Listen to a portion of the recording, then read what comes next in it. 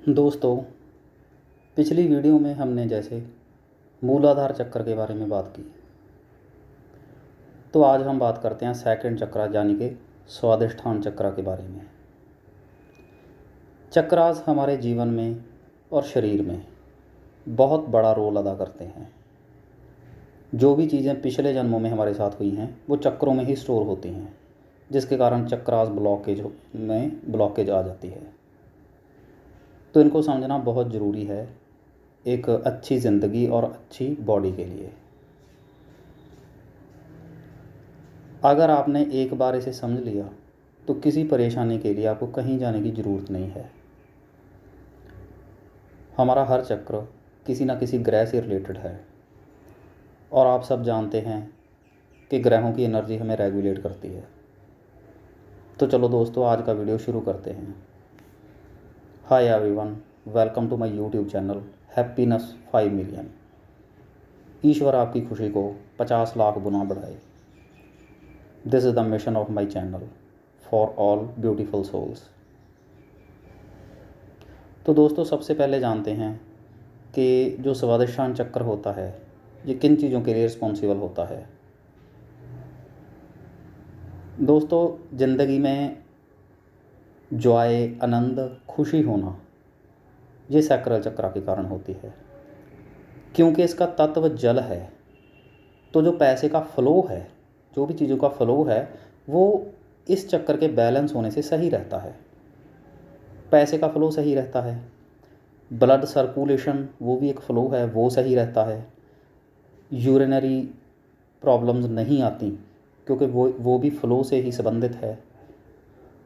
और दोस्तों, बैलेंस स्वादिष्ठान चक्र वाला जो आदमी होता है वो बहुत क्रिएटिव होता है। किसी भी चीज़ के लिए, किसी भी समस्या के लिए उसके दिमाग में बहुत अच्छे अच्छे आइडिया आते हैं और क्विकली आते हैं। वो किसी भी मुसीबत में फंसा नहीं रहता, उसका कोई ना कोई हल ढूंढ लेता है।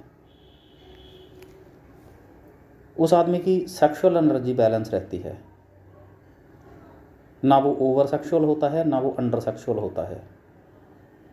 उसे किसी किस्म की कोई ड्रग एडिक्शन नहीं होती। तो ये चीज़ें होती हैं सैक्रल चक्रागल बैलेंस होता है। तो अगर दोस्तों ये बैलेंस नहीं होता तो इसकी दो स्टेजेस होती हैं। पहली अंडर एक्टिव। पहले जानते हैं अंडर एक्टिव स्वादिष्ठान चक्र के बारे में। दोस्तों, ऐसे लोगों की जो सेक्सुअल डिज़ायर होती है वो बिल्कुल ख़त्म हो जाती है। यूरिन से रिलेटेड प्रॉब्लम्स होती हैं औरतों को, मेंस्ट्रुएशन के रिलेटेड प्रॉब्लम्स होती हैं। क्रिएटिविटी बिल्कुल ख़त्म हो जाती है। ऐसा आदमी थोड़ी सी समस्या के में भी बहुत ज़्यादा उलझ जाता है और उसका कोई हल नहीं ढूंढ पाता। रिप्रोडक्टिव ऑर्गन्स के रिलेटेड दिक्कतें हो जाती हैं उन्हें।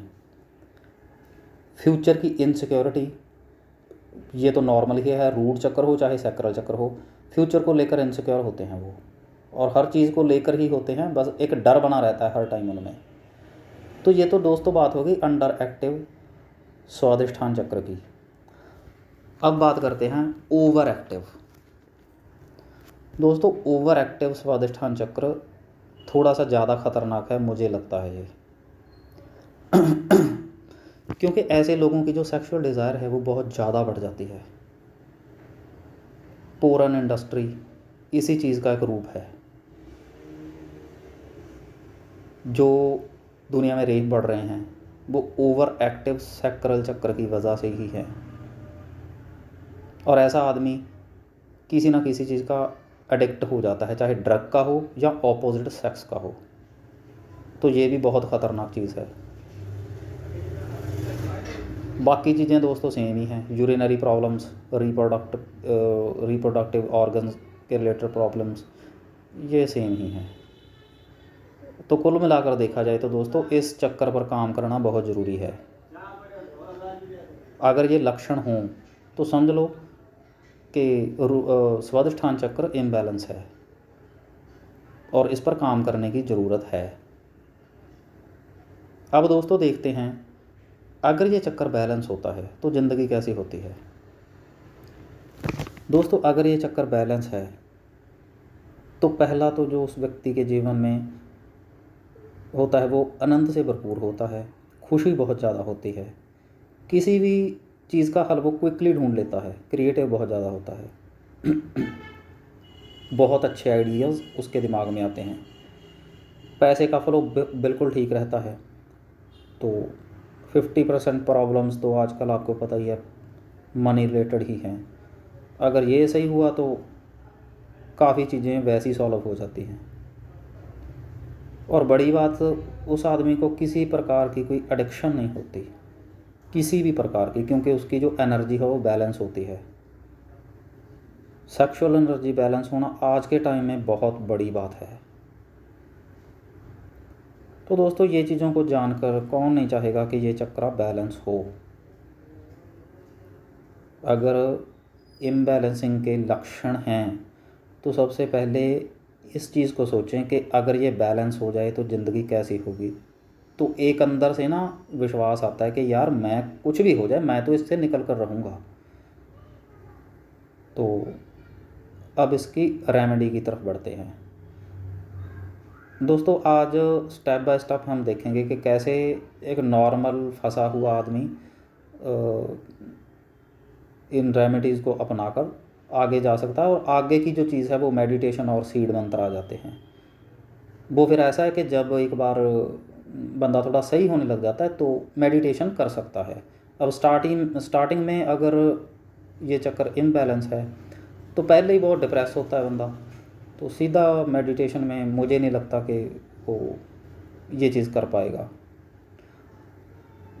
तो दोस्तों इसकी जो रेमेडीज़ हैं, ऑरेंज कलर का जो भी फूड है बंदे को अपनी प्रकृति के अनुसार,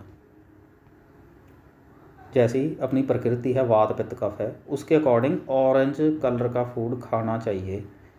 ये ज़रूर ऐड करे, फ्रूट में लगा लो या सब्जियां लगा लो, सैलड में लगा लो।